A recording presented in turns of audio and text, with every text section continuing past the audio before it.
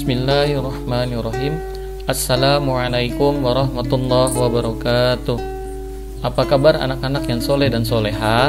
Semoga semua sehat walafiat dan kita semua dalam lindungan Allah Subhanahu wa taala. Amin ya rabbal alamin. Baiklah anak-anak yang ada di rumah, sebelum kita belajar, terlebih dahulu kita berdoa kepada Allah Subhanahu wa taala agar diberi kemudahan dalam belajar serta mendapatkan ilmu yang bermanfaat di dunia maupun di akhirat. Marilah kita membaca doa belajar. Bismillahirrahmanirrahim. Raditu billahi rabba wa bil islami dina wa bi Muhammadin nabiyya wa rasula. Rabbi zidni ilma warzuqni fahma. Amin. Materi pembelajaran kita hari ini ialah senangnya meneladani para nabi dan ashabul kahfi. Submateri kisah keteladanan Nabi Yunus alaihissalam, kelas 6 sekolah dasar. Anak-anak yang soleh dan soleha, Nabi Yunus bin Matta diutus oleh Allah Subhanahu wa taala untuk berdakwah kepada penduduk Ninawa di wilayah Mosul, Irak. Penduduk kampung Ninawa berpaling dari jalan Allah Subhanahu wa taala dan menyembah berhala. Oleh sebab itu, Allah Subhanahu wa taala ingin memberi petunjuk kepada mereka dan mengembalikan mereka ke jalan yang lurus. Allah Subhanahu wa taala mengutus Nabi Yunus alaihissalam untuk mengajak mereka beriman dan meninggalkan sesembahan selain Allah Subhanahu wa taala. Seruan Nabi Yunus alaihissalam untuk menyembah Allah Subhanahu wa taala ditolak penduduk Ninawa. Mereka tetap memilih menyembah berhala. Mereka lebih memilih kekafiran dan kesesatan daripada keimanan. Mereka mendustakan Nabi Yunus alaihissalam, mengolok-olok dan menghinanya. Setelah lama menghadapi mereka, Nabi Yunus alaihissalam pun marah kepada kaumnya dan tidak berharap lagi keimanan mereka. Allah Subhanahu wa taala pun mewahyukan kepada Nabi Yunus alaihissalam untuk membimbing kaumnya. Allah Subhanahu wa taala memberitahu bahwa akan mengazab umat Nabi Yunus setelah berlalu 3 hari. Lalu Nabi Yunus menyampaikan perihal azab itu kepada kaumnya. Kemudian ia pergi meninggalkan mereka. Kaum Nabi Yunus alaihissalam telah mengetahui azab Allah Subhanahu wa taala akan datang. Mereka melihat Nabi Yunus alaihissalam telah pergi meninggalkannya. Dengan demikian, mereka yakin azab akan turun.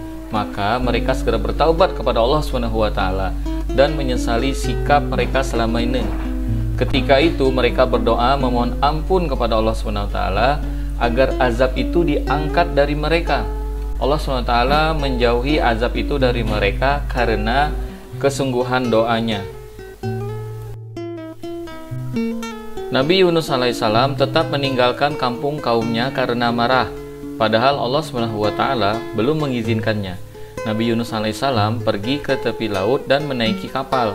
Pada saat Yunus berada di kapal, ombak laut menjadi dahsyat, angin menjadi kencang dan membuat kapal menjadi oleng hingga hampir saja tenggelam.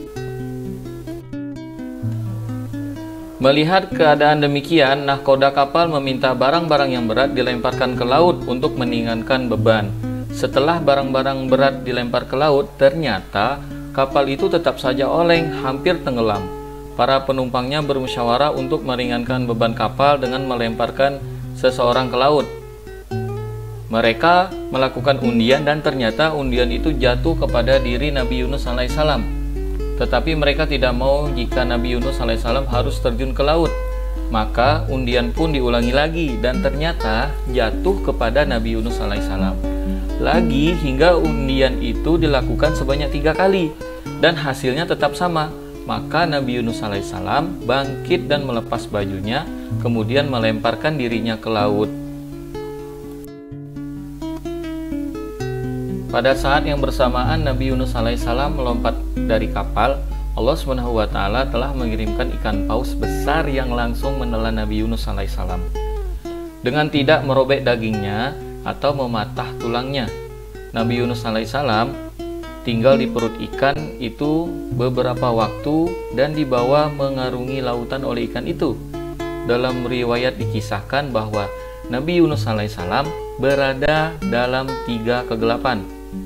Kegelapan di dalam perut ikan, kegelapan lautan, dan kegelapan malam. Kita tidak perlu mempermasalahkan berapa lama Nabi Yunus alaihissalam berada di dalam perut ikan paus tersebut. Hikmah dari kisah Nabi Yunus alaihissalam yang diuji Allah SWT dan harus melompat ke dalam lautan yang dalam demi keselamatan penumpang kapal yang berlebihan muatan. Kita bisa membayangkan bagaimana susahnya bernapas di kegelapan perut ikan yang berenang di lautan dalam nan gelap. Namun, Nabi Yunus alaihissalam tetap ingat kepada Allah SWT dan memanjatkan doa kepadanya. Singkat kisah, Nabi Yunus alaihissalam selamat sampai ke tepian berkat kasih sayang Allah SWT.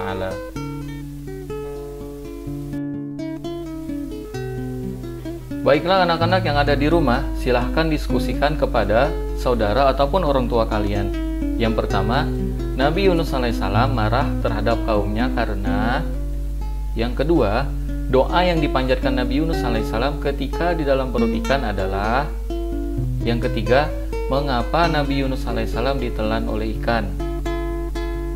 Yang keempat, penduduk yang menolak seruan Nabi Yunus alaihissalam untuk menyembah Allah SWT ialah. Selamat mengerjakan, semangat. Alhamdulillah, pelajaran kita sudah selesai. Jangan lupa untuk menyaksikan pembelajaran selanjutnya. Sebaik-baiknya bekal adalah semangat. Terima kasih. Wassalamualaikum warahmatullahi wabarakatuh.